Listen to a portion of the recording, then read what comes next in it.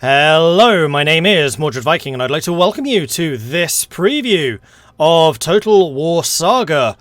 It's Troy, and we are here playing a battle between Hector and Achilles, and we are currently playing as Achilles. Achilles' army is usually a bit more aggressive. He doesn't have as much heavy infantry for holding the line, though he does have some.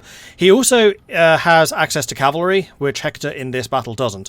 Now, I should mention that this has been given to me as a preview by Creative Assembly, and part of that is it is just this one battle. So I've not seen any of the campaign, I don't know anything about the wider strategic mechanics. This is the only battle that I have seen, but I have been fortunate enough to actually get my hands on it and play it so that I can show you exactly what is going on here.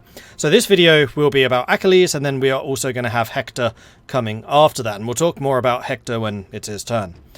So let's talk about Achilles' army. I've already gone and stationed the troops in a decent formation. We are here with our backs to the ocean, and then before us, arrayed on this little plateau here, are going to be Hector's troops. Now I imagine that this is Troy in the background. So we are fighting here at the gates of Troy. So what do we have going on in this army? Well, over on our flank, we've got our Myrmidons. Myrmidons are incredibly strong troops, primarily because they are immune psychology and they are unbreakable. These guys will fight until the last man. So on our side, we've got Myrmidon swordsmen. Then in the centre, we've got Myrmidon spearmen, who are a little bit more defensive, but do a bit more less damage. Then in the centre here, we've got the main man himself, that is Achilles. And then behind him, we've got another unit of Myrmidon spearmen, another unit of Myrmidon swordsmen, and then over here we have a group of reinforced chariots. These are the battle tanks of the ancient era, and I'm expecting these guys to do like the majority of the real heavy lifting, the breakthroughs, the punching through, hopefully smashing through Hector's stronger front line to get at the weaker archers and javelins behind. Then behind my own chariots we have our, I've forgotten what these are called, pelagic Thessalians. These are two-handed spearmen. They do a lot of damage, but they do lack a little bit on the defensives. The idea here is the chariots are going to smash a gap in their lines, and then the Thessalians are going to pour through that gap, while our flank is being held by the Myrmidons. And we are actually deployed a little bit to the side, and I'll talk a little bit why after that. Then over on our right flank, we have got our javelin forces. These are our skirmish units. So in the front we have two units of Aegean javelins. They are useful because they have shields, so they will be able to resist any of the enemy impact. Then just behind them we have two units of Thessalian Marines. Thessalian Marines are very cool because they also have throwing javelins, so they have some ranged capability. They're incredibly fast, and they have two-handed weapons. So if somebody does decide to come after our javelin throwers, we do have some melee units available to fight. Then on the far flank, we have a single unit of javelin throwers. These are probably the weakest unit we have. And then we have some horsemen. And I should probably take a moment to talk about precisely what these guys are, because these are savage centaur warriors. Yes, you hear right, these are centaurs. So Troy is doing something really interesting with the mythology of the Trojan Wars and of ancient Greece as a whole. Namely, that they are trying to use something which I think it was called realistic mythology. They came up with a term, and I can't remember what it was, annoyingly, where basically they're still trying to use the mythical units, but grounded in reality. So I know that there are quite a few people who are concerned about how fantastical this game was going to be. Well, the answer is not really. Like, there is no magic, there's no craziness like that. They do have mythical units, or mythical beasts, but rather grounded in this. And in fact, on Hector's side, we will see another mythical beast. So keep your eyes peeled for that. We'll talk more about who and what that is during Hector's battle.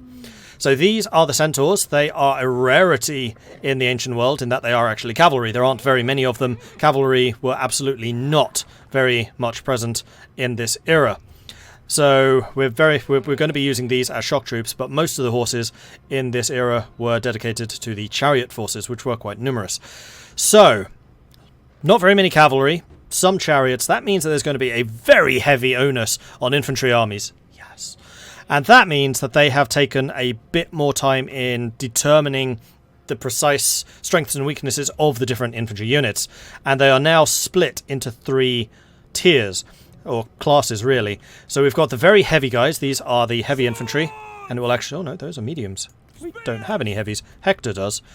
So we have heavy infantry, which tend to be extremely heavily armoured, but also extremely slow. Then there are mediums, which are a split between the two. They can do some flanking, they can take a frontal attack. These are like your bread and butter. And then we also have light infantry, which is what these pelagic... nope, those are mediums. I bet the Marines are light. Yeah, the Marines are light.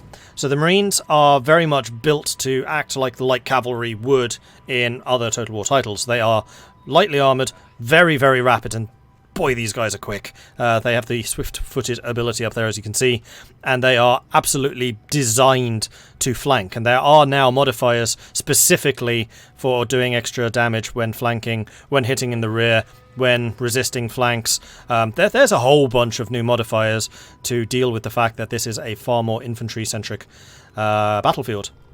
Now, why do I have this slightly strange formation? Well, you might notice that there is a bit of a darker terrain feature over here on the left. That is mud. And mud is really bad for heavier infantry going through, so our light guys could deal with this no problem. But I decided I wanted them over on this flank, though we could absolutely have deployed the light units on this side, and in fact that might have been a good idea, because we have yet another terrain feature over here. And this is long grass, tall grass. Tall grass can actually hide light infantry units, so if we wanted to get some real flanking attacks going on, we could use this flank, or of course we can use the shadow of the hill as we are doing over there. The other thing to consider about the mud is chariots are going to have an absolutely detestable time going through muddy terrain. So I've decided that our chariots are going to stay as far away from that as possible, and will instead be using the side of this hill, and this is like a little flatter, a little drier. And then the third terrain feature, a little bit more familiar to Total War veterans, are the forest and shrubs. So this is going to be dense woodland, which will resist arrow fire. It also, of course, hides units, most units, in the woodland there. So we're going to move our infantry into the woods. We're going to use the cavalry to skirt around the side. The chariots are just going to go straight through the centre, and then the myrmidons are going to try and keep to the side. I'm expecting that we are going to have to advance because we are the more aggressive army, but that is how that's going to work. Alright, the other thing, and probably the last thing before we actually get going here, that we should talk about is the hero. And they, I would say, from my limited experience, I've just fought this one battle, they are not as crazy strong as Total War 3 Kingdoms. They definitely have strengths. They can definitely take on a lot of men on their own. Achilles in particular seems designed for dueling.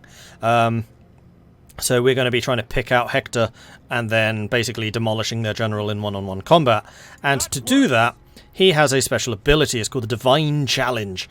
And this basically forces the other hero into a fight with him, and also gives us bonuses and them penalties while doing it. And then there are also a bunch of other abilities around the portrait here, which we'll take a look at. So we've also got Terrify, which is a melee defense ability. This will reduce enemy melee defense and also morale. It is a massive morale debuff. Then in the centre, we have the Blood of Hercules, and we'll talk about exactly what that does in a moment. We have Cleave, which is your general whack people around you and just do damage. And then we have got Ares Rage, which increases damage by 150%. It makes him unbreakable and also makes him berserk. So how exactly do these abilities work? Well, every hero has a rage meter, and the rage that they generate by fighting will fuel these abilities. They are also on timers, but Achilles' special ability is he just gets rage over time. He doesn't actually need to be actively fighting, and when he is fighting, I imagine he's getting like extra rage than, say, other people around him. So we're really going to be able to use some of these abilities in that fight, and we are going to plan on taking Hector down in that way. Alright, so let's unpause the battle and just take a quick look over at Hector's army. Now, again, I will be fighting this battle from Hector's point of view, and we will see more about exactly what these units do when it is time to do that. I want to save a little bit for that second video. So there's Hector himself. A couple of units over here. And then we've got some more armoured people, and then looks like archers or something over here. So that is Hector's army. It does look like they're on the move, already reacting to our formation. So the first thing I want to do is grab all of these guys, stick them in the forest, and hopefully they get hidden. We'll also tell you to force march, and we'll start moving the cavalry forwards. The rest of you, move forwards to the edge of the mud. I want them in the mud rather than us, if possible.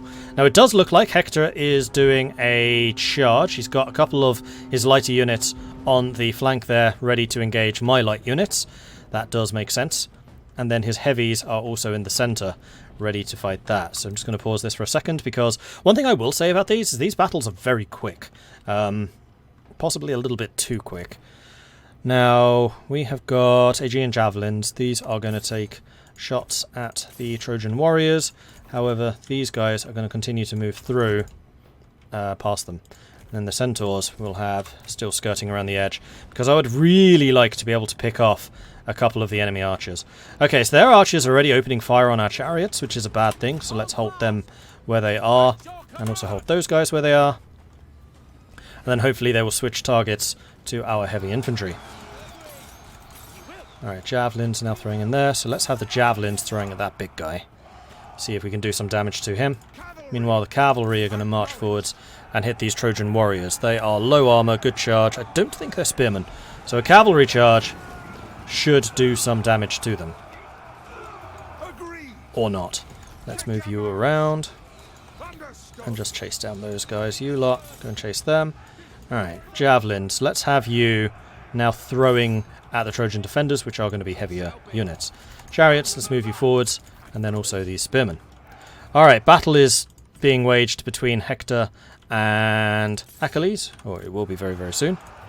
Make sure that's active. Let's challenge Hector into a duel, and we are now fighting mano a mano.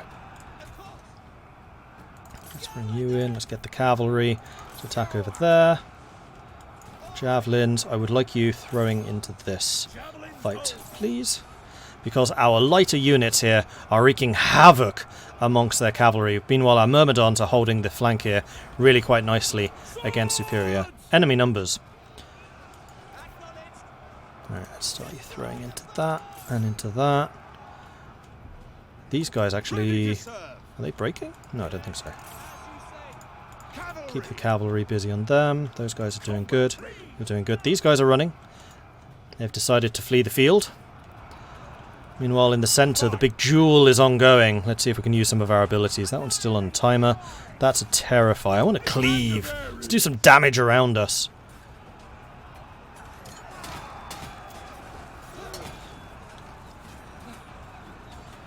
So it's Hector in blue, we're in red. Drop another divine challenge to drop some more things. Okay, so we have our Aristrea ability. This is basically a legendary feat, which you can only build up and power up as you basically participate in the battle. So we're going to target that right now. It's a once per battle and should massively charge up our ability. So we've got another 20% armor, 30% melee attack. Vigor is no longer reduced. We are unbreakable and we have no cooldowns anymore. So we are going to unleash hell. We're going to have Ares' rage. We're going to go berserk. We no longer control. The chariots have actually been completely useless this battle because I kind of forgot about them. Yay, cavalry. Alright, let's go and fight this big man over here. Whomever that might be. I can't say I recognise him. Cavalry still demolishing their archers. That's good. Meanwhile, our light infantry are chasing down their light infantry, so just generally being very disruptive.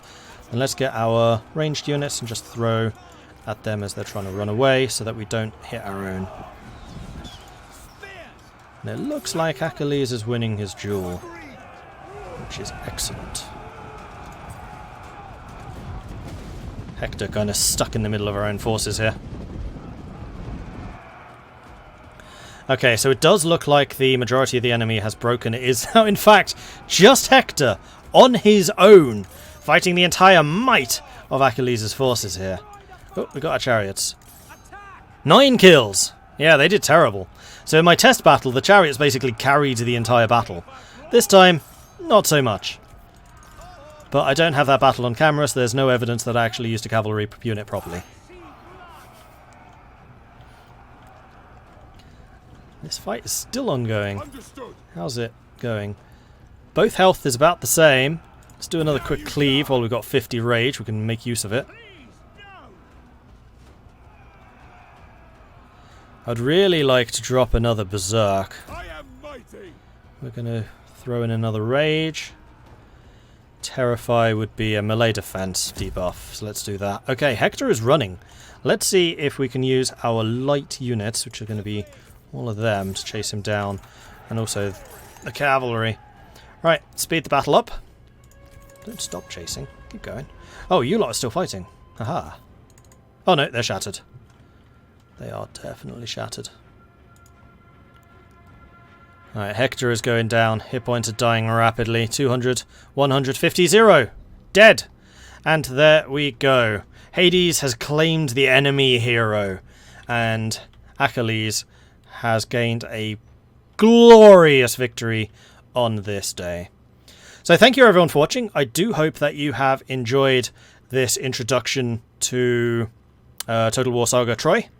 This is the first battle that I've been able to do. There will be another one coming shortly that will be playing as Hector. And yeah, stay tuned for more details about this game. Like I said, I think they've only actually released details of this battle. So I am very, very curious to see exactly what's going to happen in terms of the main strategy, the campaign layer. So thanks everyone for watching. If you have enjoyed this, make sure to hit that like button, and if you have not already done so, please do subscribe to the channel. I am mostly a Twitch streamer, so the best place to find me is twitch.tv/MordredViking, though I do upload a bunch of those streams if you're not able to catch me live here on YouTube. I try and keep that as something of an archive. I play a lot of strategy games, a lot of Total War games, a lot of Paradox games like Europe Universalis, Hearts of Iron, and also some other games such as Mount & Blade. A lot of Mount & Blade recently. Anyway, thanks everyone for watching. I will see you guys next time. Until then, goodbye.